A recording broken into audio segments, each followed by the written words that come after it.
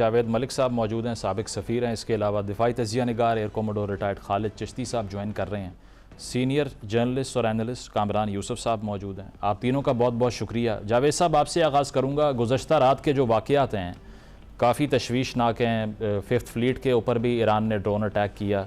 इससे पहले अमेरिका ने जो बॉम्बिंग की है उसको भी डोनाल्ड ट्रंप ने ये असर्ट करते हुए कहा कि पहले आपने हमारा हेलीकॉप्टर गिराया, ये उसका रिज़ल्ट था, डिफेंसिव एक्शन था, ऑफेंसिव नहीं था। आपको लगता है कि ये फुल स्केल हॉस्टिलिटीज़ का एक और चेन रिएक्शन है जो शुरू हो चुका है और अब मुज़ाकरात पर जो बात जानी थी वो मज़ीद डिले हो जाएगी, या फिर इसको इग्नोर कर दिया जाए, वो प्रोसेस जो चल रहा था वही रिज्यूम करेगा, वही प्रोसीड करेगा?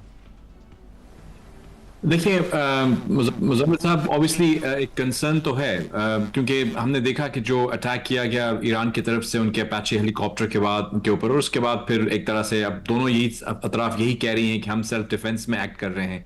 लेकिन हम जानते हैं कि although the cease fire is holding, but ये जो वायलेशंस हैं ये होती आई हैं। ईरान ने टारगेट किया है मुख्तलिफ गल्फ ममालिक को। अनफॉर्चुनेट है, it should not be happening.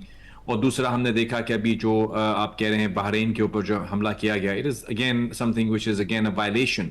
तो अगर आप अमेरिकन को देखें तो उनकी तरफ से भी कुछ फायरिंग हुई है। इसराइल के बारे में जब देखते हैं तो लेबनान में वो फायर कर रहा है। तो there are many factors which are still, मुझे लगता है यूं है कि अभी तक अनसेटल्ड हैं। और ऑफ कोर्स जहां तक अगर हम पाकिस्तान के पर्सपेक्टिव से बात करें तो वो तमाम लोग जो डिप्लोमेसी में यकीन रखते हैं वो तो आपको यही बताएंगे कि obviously we are working tirelessly, very determined effort from Pakistan. अब तो यानी कतर भी है उसके अंदर इन्वॉल्व, कुछ और भी कंट्रीज हैं, they are also playing a very important role of mediation. तो the hope for diplomacy remains alive. लेकिन जो हॉस्टिलिटीज हैं वो जिस तरह से इंक्रीज हुई हैं, मुझे I am a bit concerned about it. मुझे लगता नहीं है कि ये चीन में डिस्पेल कर दी जाएंगी और it might be somehow contained. Ultimately दोनों साइड्स ये समझती हैं कि एस्केलेशन दोनों के हक में नहीं है।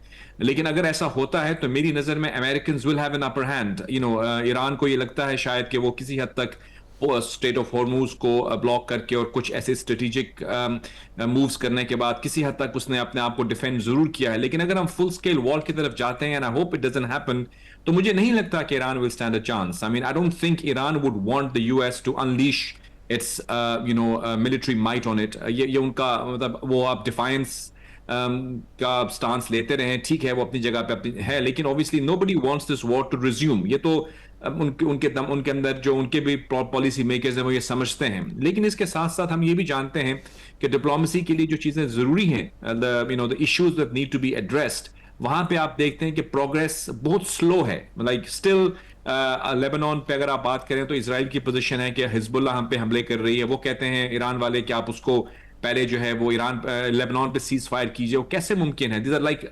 इंटरकनेक्टेड। हुतीज भी अभी तक एक्टिव हैं, वो भी हमले कर रहे हैं। तो एक तरफ से अगर वो प्रॉक्सीज एक्टिव रहेंगी तो फिर किस तरह से सेटल होगा ये मसला? The bigger issue of course जो न्यूक्लियर का है या स्ट्रेट ऑफ हॉर्मोज का है, वो तो अपनी जगह पे वहीं पे खड़ा है, उस पर कोई प्रोग्रेस नहीं हुई।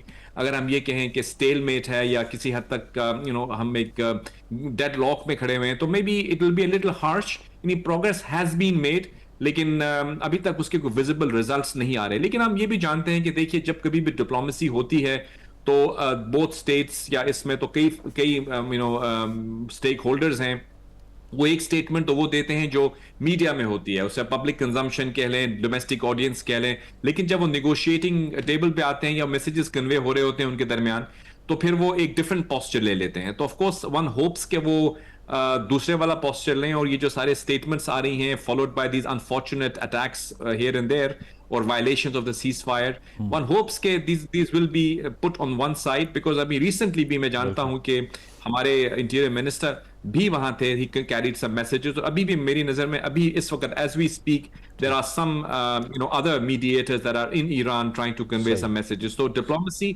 Is intensively working, but results अभी तक सामने नहीं आ रहे, जो फ्रस्ट्रेशन आपके लिए और हम सब के लिए है कि why is it taking so long. Javed साहब, डोनाल्ड ट्रंप सेल्फ प्रोक्लेम्ड अपने आप को आर्ट ऑफ द डील का माहिर बताते हैं, तो अब तक जो हुआ है उस पर आप क्या समझते हैं कि इम्पेडिमेंट्स हैं क्या? क्योंकि हम डिप्लोमेटिक लिंगो में बात तो कर लेते हैं, but for a layman if you explain कि असल रोड ब्लॉक्स हैं क्या जो ये ड्रैग होता गया मामला, कभी हुरमस बीच में आ गया, कभी न्यूक्स आ गए, कभी फिसाइल मटीरियल आ गया।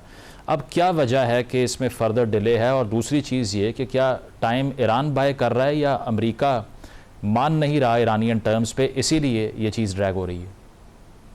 जी, मैं बिल्कुल उसको बताऊँ। उससे पहले मैं 2 चीज़ें एड्रेस करना चाहूँगा। एक तो ये कि हमारे दोस्त चिश्ती साहब ने भी और फरहान साहब कमरान साहब ने भी ये कहा। देखिए, जहाँ तक सवाल है प्रेज़िडेंट ट्रंप की ट्वीट्स के अंदर जो एम्बिग्विटी आती है या कुछ कहते हैं और वो करते नहीं हैं। अगर आप of course you know very well, जो निक्सन के ज़माने में बात की गई थी मैडमैन थ्योरी, जिसमें स्ट्रेटेजिक अनप्रेडिक्टेबिलिटी और कैलकुलेटेड एग्रेशन को अगर आप ज़हन में रखें, तो मुझे लगता है कि उनकी स्टेटमेंट्स में वो मेथड इन द मैडनेस होता है। इट्स नॉट कंप्लीटली ब्लफिंग और समथिंग, यानी ये वो डिलिबरेटली एम्बिगुअस रहते हैं और कई दफा उसको फिर वो यूज करते हैं in kind of a psychological warfare. और दूसरी सवाल जिस पे पॉइंट लिया गया कि वो डिसैलिनेशन प्लांट्स पे हिट करेगा अगर ईरान, तो मैं ये कहना चाहता हूँ, देखिए अभी भी ईरान ने जो भी अटैक किए हैं गल्फ ममालिक पे, 95% ऑफ देम वर थ्वाटेड। और ऐसा नहीं है कि गल्फ ममालिक जो है वो बैठे रहेंगे, उनके ऊपर हमला होगा और वो उसको रिसीव करेंगे। They would retaliate this time, वो प्रिपेयर्ड हैं डेफिनेटली, और उनका जो डिफेंस मैकेनिज्म है वो काफी स्ट्रांग है। Nothing has penetrated the gulf countries. हुए हैं कुछ इंसिडेंट्स, लेकिन 95% कुड नॉट पेनिट्रेट। दूसरी बात, यहां तक आपने कहा कि सिंपल टर्म्स में एक्सप्लेन करें। देखिए, बात बहुत सिंपल है मेरी नजर में। अगर देखा जाए तो अगर आप इसको देखें तो 3 इश्यूज हैं जो हमेशा ही रहे हैं और मेरी नजर में उनमें अभी तक प्रोग्रेस नहीं हुई है। एक तो यह है कि न्यूक्लियर के हवाले से पूरी दुनिया की ये पॉलिसी है, न सिर्फ प्रेसिडेंट ट्रंप की, कि ईरान को एक न्यूक्लियर रियासत नहीं बनना। ये जो पॉलिसी है ये हमेशा ही रही है दुनिया की। और JCPOA हो, कोई ओबामा हो, यहाँ पे बुश हो, कोई और हो, या फिर यूरोपियन लीडर्स हो, अगर आप मुझसे बात करेंगे तो इस पे तो सब एग्रीड है। यहाँ पे compromise. Javed sahab, sorry to cut you here, but क्या ईरान की वाकई सीरियस कन्विक्शन है भी न्यूक्लियर कैपेबिलिटी अचीव करने की, या सिर्फ बार्गेनिंग चिप के लिए रेटरिक है सिर्फ? अभी देखिए, एक तरफ तो ये कहा जाता है कि उनके जो रहबर है उनका फतवा है, वो चाहते ही नहीं है कि वो न्यूक्लियर बनाएं। फिर वो कहते हैं नहीं, क्योंकि हमारे साथ माजी में मज़ाकरात के दौरान हम पे हमला कर दिया गया, अभी दोबारा हमला कर दिया गया, तो हमारा हक है, अभी हम उस चीज से आगे बढ़ चुके हैं। तो वहां पे भी किसी हद तक एम्बिग्विटी रहती है। लेकिन दूसरी बात जो है वो ऑफ कोर्स अब जो प्रॉक्सीज हैं, ये मेरी नजर में हम इसको गालिबन कुछ एनालिसिस में देखता हूं पाकिस्तान के मीडिया पे भी और टेलीविजन पे भी, सोशल मीडिया पे भी, लोग इसको किसी हद तक उतनी इंपॉर्टेंस नहीं दे रहे होते कि जो प्रॉक्सीज हैं वो एक रियलिटी है। देखिए, नॉन स्टेट एक्टर अगर ऑपरेट कर रहा होगा लेबनान के अंदर हिजबुल्लाह की शक्ल में, और आप किस तरह से उसको जस्टिफाई करेंगे? यानी एक मुल्क है, उस मुल्क के साथ आप स्टेट टू स्टेट बात कर सकते हैं, लेकिन उस स्टेट के अंदर एक प्रॉक्सी है, एक मलेशिया है जो कि हमलावर है किसी के ऊपर। ठीक है, इजराइल की भी गलतियां होंगी, लेकिन you can not make two wrongs can not make a right. तो वो जो अभी जो हुतीज ने हमला किया वो कहां से जस्टिफाई होगा? तो ये जो हुतीज है, हिजबुल्लाह है, ये जो प्रॉक्सी जिसको आप कहते हैं कि हमारी एक्ट ऑफ यानी एक्सिस ऑफ रेजिस्टेंस है, अगर आप वो बरकरार रखना चाहेंगे तो फिर आप चाहेंगे निगोशिएट करके उसको पीसफुल सेटलमेंट में लेकर आए, तो you can not achieve that in my opinion.